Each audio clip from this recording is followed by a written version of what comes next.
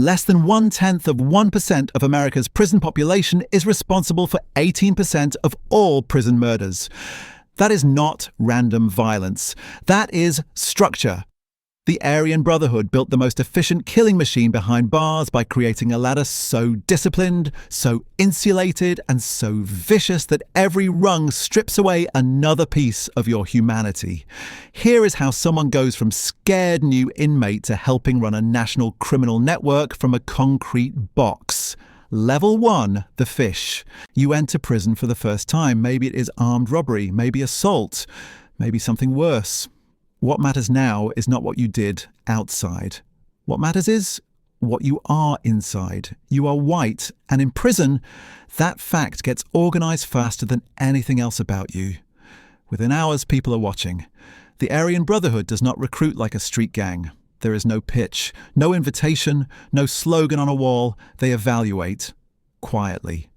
An older white inmate talks to you in the yard. He tells you which guards to avoid, which tables not to sit at, which races control, which spaces. It sounds helpful. It is not help. It is an interview. Can you fight? Can you keep your mouth shut? Are you serving enough time to be worth the investment? Can you be shaped into something useful? Neutrality is not respected in here. Neutrality gets you preyed on. Every major prison power structure is racial, territorial, or both. The Mexican mafia claims the Hispanics. Black prison organizations claim their own lanes. The Aryan Brotherhood claims the whites. You can pretend not to pick a side, but the institution will pick one for you eventually. So the conversations keep happening. They start offering small things: advice, protection, access. A way to move through prison without getting cornered in the shower or stripped for commissary in the yard. Then comes the real message. The brand protects its own. That is what they call themselves. The brand. You get backup, you get contraband, you get access to drugs, phones, weapons, information, but every gift creates debt. You run errands, hold packages, pass coded messages, learn a communication system older than the country around you. Binary patterns, Gaelic symbols, hidden meanings buried in ordinary language. This is not chaos. This is infrastructure. At this level, you're not a member. You are a test.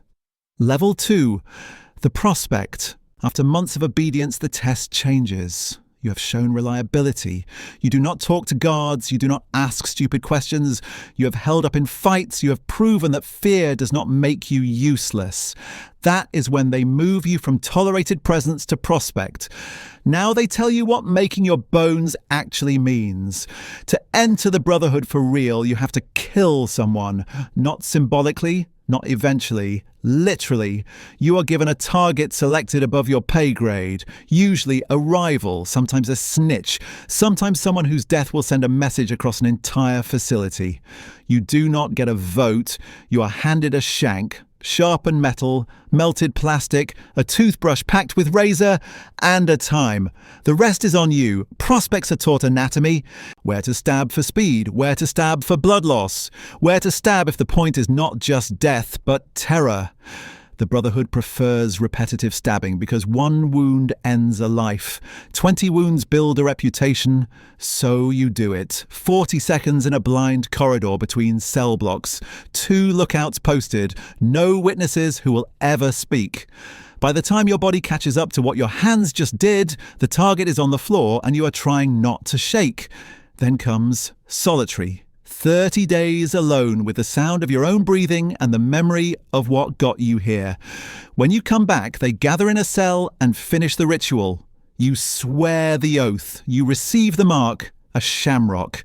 The letters A, B, lightning bolts, 666. However it is done in that prison, the meaning is the same. You are branded now. Blood in, blood out. You entered by spilling blood. You leave only by spilling yours. And that still does not make you powerful. It just makes you permanent. Level 3. The soldier. Now the real hierarchy starts. As a full member, you are not leadership. You are labor, violent labor. The Brotherhood likes military language for a reason. Lieutenants, captains, majors, presidents, vice presidents, chains of command, territorial responsibility, revenue, enforcement. Everything is structured to make murder feel administrative. At the bottom of that actual structure sits the soldier. Orders come from the shot caller, the ranking Brotherhood member in your prison. He decides who gets recruited, who gets disciplined, who gets cut loose, and who gets cut open. You do not debate, you execute. Your two jobs are simple: make money and eliminate problems. The money comes from the prison economy. Meth mostly, debt collection, gambling, protection. Taxing any market that exists on Brotherhood turf. If someone sells without paying up, you make an example out of him. If a rival gets bold, you fix it. If one of your own shows weakness or disrespect, you fix that too. The Brotherhood does not issue warnings. It issues examples, so you become the example maker. You escort packages, collect debts, stand over men while they bleed out for thinking somebody above them was bluffing. Every act of violence buys you status inside the organization and subtracts something from whatever was left of you before prison. The body count grows, the sentence grows, the difference stops mattering. Once you are already doing life, another murder charge is just paperwork. But the most important truth of this rung is the one nobody says out loud. You are still expendable. The men above you insulate themselves by spending people like you. Level 4. The shot caller. Years pass before a member gets this far. Most never do. They stay soldiers until they die, get transferred, or get buried so deep in segregation they stop mattering. But eventually a space opens. A shot caller gets removed, moved to Supermax, sent to another system, killed. Someone has to run the prison. That someone becomes you. The promotion changes everything overnight. Now you are not carrying out violence. You are allocating it. You manage dozens of soldiers. You coordinate drug flow across units and yards. You approve discipline. You recruit prospects. You decide when an insult becomes an assault, when an assault becomes a killing, and when a killing becomes policy. At this level, the guards know exactly who you are. They may not have enough to convict you. They may not catch the messages, but they know. That is why you get moved to administrative segregation for safety, which is prison language for, we know you control too much to leave you in population. It does not slow you down. You run the prison from a box. The Brotherhood built itself for this. Coded letters, hand signs, contraband phones, visitors, corrupt staff, whispers in chapel, messages folded into ordinary text. The system predates modern surveillance and is adapted to it. A drug shipment gets interrupted in one facility, you redirect movement in another. A member gets hit somewhere else, you authorize retaliation through people you will never personally meet. The Regional Council gives strategic approval. You handle execution on the ground. You also handle the books. Everything gets taxed. Drug sales, protection, gambling, violence for hire. Your prison's share moves upward, eventually flowing through outside networks into legitimate fronts and laundering systems built over decades. One accounting mistake, one missing payment, one sign that you are skimming, and the same organization you serve will decide you are the problem. That is the psychological trap of this rung. From below, shot caller looks like power. In reality, it is pressure. You are visible now to rivals, to prosecutors, to your own men. Every soldier beneath you is watching for weakness. Every failure can be read as betrayal, and betrayal at this level is not a reprimand. It is a death sentence. The higher you climb, the less room you have to survive. Level 5. The Council. Only a handful of men ever reach this tier. Now you are no longer running one prison, you are helping govern entire regions. Multiple states, multiple facilities, hundreds of members, thousands of associates, prospects, mules, dealers, and outside assets. This is where the Brotherhood stops looking like a prison gang and starts looking like a criminal state. Violence becomes strategic. Should the brand expand into a new facility? Should it align with outside traffickers to stabilize supply? Should it purge suspected informants across multiple prisons at once? Should it sanction an outside killing tied to internal discipline? These are no longer yard decisions. These are council decisions. You also become judge. Disputes that cannot be solved at lower levels come to you. Theft from the organization, disrespect to ranking members, failed missions, suspected cooperation. You hear the case, weigh the politics, and render judgment.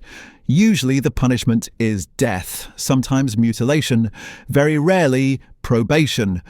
Mercy is not a virtue here. Mercy is interpreted as softness, and softness invites challenge.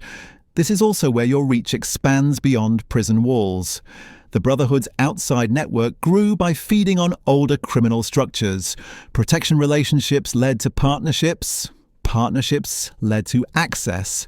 Access led to laundering channels, business fronts, and street crews willing to carry out orders originating from cells. You now authorize crimes in cities you will never walk through again. Murders, robberies, fraud, arson, intimidation. Men who have never done a day inside still work for your structure because your structure controls the money. And while that power expands, the federal case expands with it. Wiretaps, informants, financial trails, seized phones, cooperating witnesses who decided life plus life plus life was enough. The prosecutors understand the real problem now. Soldiers are replaceable. Leadership is the engine. So they stop swinging at the foot soldiers and start building RICO cases designed to remove the men who keep the machine coherent. At this rung, you are not feared because you are the strongest man in the room. You are feared because your words can kill people in rooms you have never entered. Level 6, the Commission. 3 seats. That is the summit. The Commission decides the Brotherhood's long-term direction, who fills council vacancies, who gets removed, which threats matter, which alliances are tolerated, which betrayals require spectacular answers. Information flows up to you through layers. Orders flow back down the same way. The system is elegant because it was built through decades of trial, error, and blood. You reach this level after years on the council. A commissioner dies, a vote happens, you win. And now you are one of the most powerful gang leaders in the United States, while living in the least free conditions the prison system can create. This is the final irony of the ladder. The top is not luxury, it is isolation. You are locked in Supermax, solid steel doors, no bars, meals through slots, almost no contact, almost no light, almost no movement. The state has identified you correctly, too dangerous to house near other human beings. And still the Brotherhood functions. That is what makes it so hard to kill. The organization was designed to survive individual removal. Kill a soldier, another one rises. Transfer a shot caller, someone else takes the prison. Indict a council member, the chain closes around the gap. Even the commission is not truly indispensable. The whole purpose of the ladder is continuity. You will probably die in a cell like this. Maybe of age, maybe of violence, maybe under another indictment stacked on top of the life sentences you already carry. By the end, power has narrowed into routine, messages, decisions, punishments, waiting. You spent your life climbing toward command, and the summit turned out to be a concrete tomb where the only proof of your importance is that men you cannot see still kill on your behalf. That is the end of the Aryan Brotherhood ladder. Not freedom, not respect, not even victory, just a machine so durable that by the time you reach the top, you are no longer a man using it. You are another part inside it. And somewhere right now, a white inmate is walking into prison for the first time. He thinks his real sentence starts with a judge. It does not. His real sentence starts the moment somebody in the yard decides he might be useful. That is how the brand keeps surviving. Not because it offers belonging, because in that world, belonging and terror become the same thing.